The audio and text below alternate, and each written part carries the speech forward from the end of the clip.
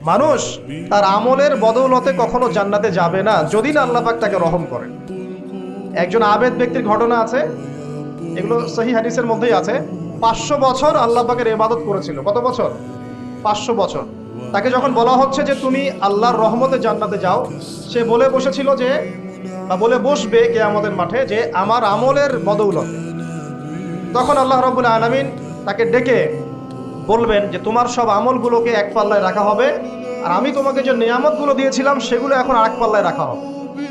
দেখা যাবে দুই চোখের যে নিয়ামত, আল্লাহ পাকের দুইটা চোখের যে নিয়ামত যা আল্লাহ মানুষকে দিয়েছেন, ওই 500 বছর ইবাদতের নেকি তার চেয়ে বেশি হয়ে যাবে।